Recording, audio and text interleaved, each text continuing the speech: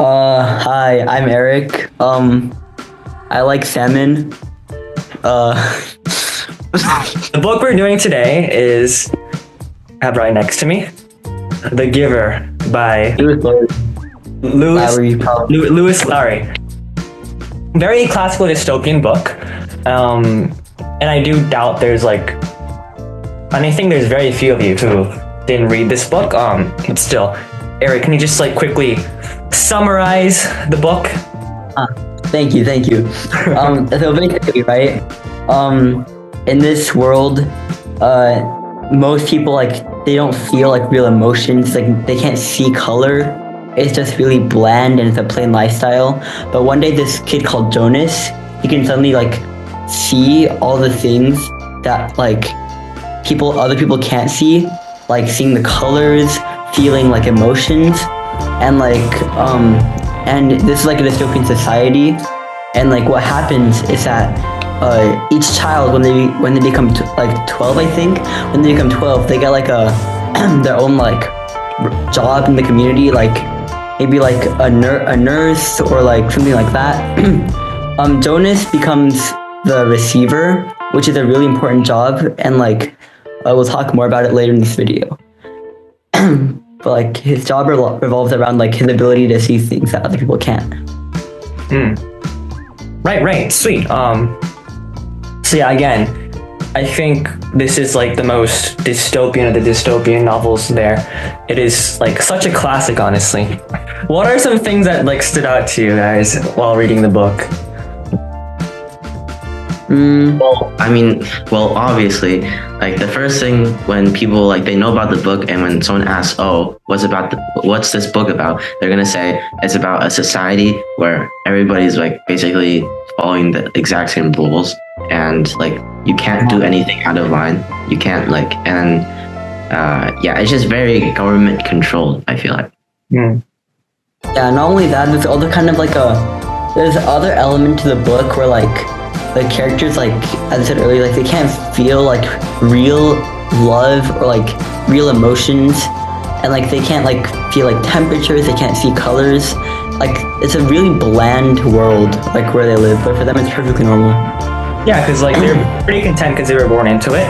The only people who feel that it's actually unjust is Jonas, the main character, and the Giver, right? The person who allows Jonas to come out of the bland world or whatever. And remember, it's because the dystopian societies, they think it's utopian, right? It's their logic is basically do not give people choices, because then they will make the wrong choice and that will be too dangerous. Yeah. Let's just make everybody the same, because there's this whole thing called the sameness, right? Where they remove all sorts of colors, emotions, and whatever, and just makes it really, really bland, and in a way, boring. But of course, the people in there don't know that, right? You can kind of compare it to being colorblind. For your whole life, you don't really know that you're colorblind until you take a DNA test, or you take a colorblind test, and then you'll be oh shit, it's the Giver, but on a more intense level. They're being gaslighted their whole life. Yeah. Oh, that reminds me. This book, The Giver, actually has a kind of a connection to the book we did on our previous video. It's not uploaded yet, but at the time of recording. But it's called Sophie's World. And remember the myth of Plato's cave, Ryan? Yeah. Yeah. See, it's basically it's a similar concept. You can go check it out over here, whatever. But yeah. Also, I was surprised to know that nobody here had watched the movie Giver, the Giver the movie, except for me. Jamie, all of the people that we're not as big of nerds. I'm kidding. But, I didn't even know there was a movie. Apparently, I don't remember seeing her, but apparently Taylor Swift made a cameo in the movie as Rosemary. What? That's crazy. When was the movie? Yeah, the movie's pretty bad. It was okay, but I feel one, they tried to romanticize it a bit too much. In the movie, it's they're all 18, And then you know how like in the books, Jonas likes Fiona, right? But it's just like Oh, it's like a yeah. I see. yeah, but like the only reason Fiona is there as a character in the book, The Giver, is to just like kind of send a message to readers that oh wow, Jonas hit puberty and that's it. But then in the movie, it's like oh my god, full on relationship. Like and suddenly they're all 18 too. They're not 12 at all. It's like a But yeah, also about the movie Giver, they give like so much more importance to Asher and Fiona, which I don't think which like makes sense on paper, but like I feel like that kind of thing just isn't right for the Giver, you know? yeah. They're like I would say they're like kind of they're like Hey. kind of important, but like they kind of die off at the end. But I forgot what was. Oh yeah, you were talking about the movie, and then I realized that, like, sort of like the over like romanticizing it was kind of like on theme of what's his name, Jonas, like discovering more emotions. I don't know. I guess that makes Yeah, sense in a way too, yeah. Yeah, that makes sense. But still, like in doing so, they basically kind of ignored the whole turning 12 ceremony, Who today will be a son? right? That was like the first I like portion of the book. Yeah. And also, like, if Fiona tagged along on the journey with like Gabe, right, the runaway, it would make sense. But the fact that you know Fiona doesn't tag along, it's just Jonas and Gabe. I think it kind of shows that the author like didn't really want like the romance and stuff to be like the main show, you know? Yeah. Like Gabe is so much more important character than Fiona or Asher in the book. No. In the book. They're kind like at the beginning they it seems like they're gonna be like really like significant to like the story plot or when Jonas like sees all these like emotions and feelings, everyone else is just insignificant because like they don't feel the same things he feels. Like it would never work out. Yeah. Except for the Giver and then Gabriel. That's it. Guys, wait, hear me out, okay? Rosemary X Jonas. 3,000 whoop-woos later. Could the Giver or like Jonas, like their power, their like what's it called, role, is it able to like give memories or like feelings to other people? Oh yeah, you can, I You can, right? Because like that's like Jonas into the baby Gabriel, right?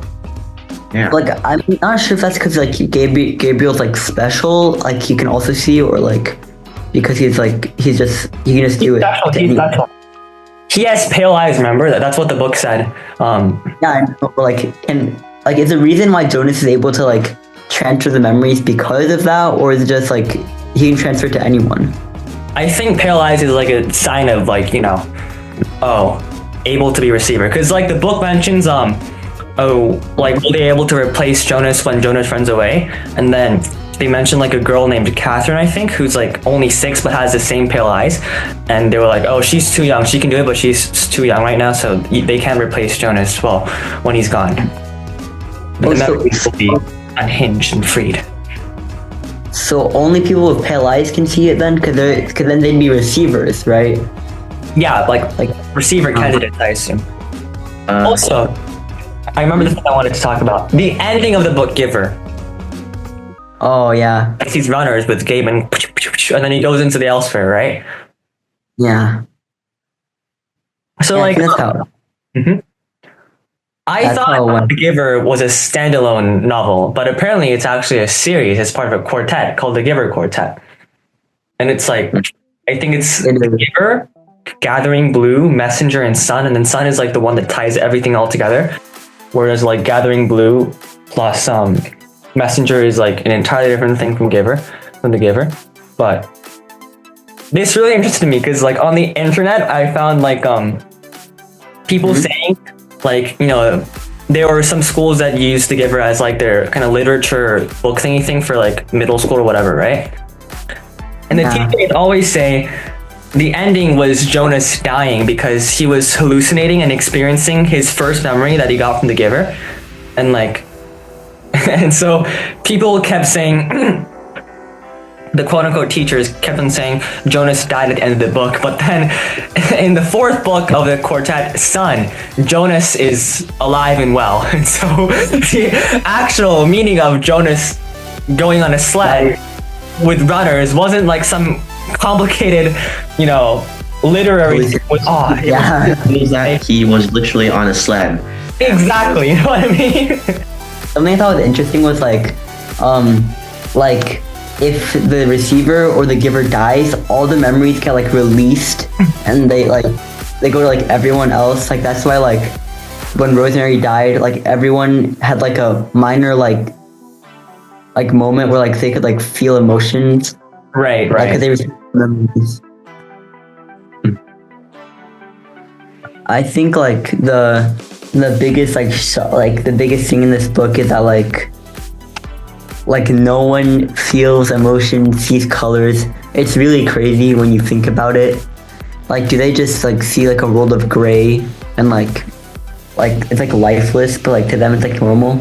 It's, I mean, it's like really, the reason why we feel that way about the Giver, dystopian world, is because we were born into a world with color and emotion. So that has become the new norm for us, right? The new normal, because we were born into it, literally. So it's like it seems weird.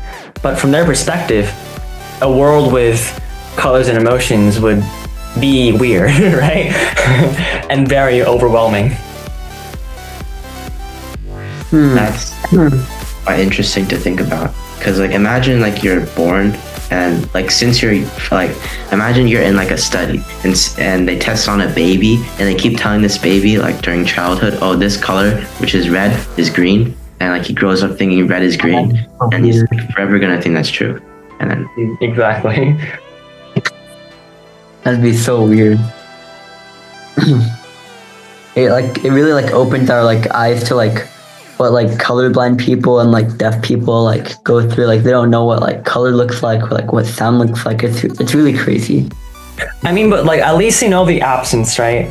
Which is kind of what pains them, but also at the same time, it's not as a cruel fate as of the people who live in the Giver world, right? Because they don't even know that color exists. It's just no color is how everything has always been, and it's like color doesn't exist to them at all. They don't know of it. It's like a myth, right? And just like that's why being in like Jonas's shoes would feel even more frustrating, right?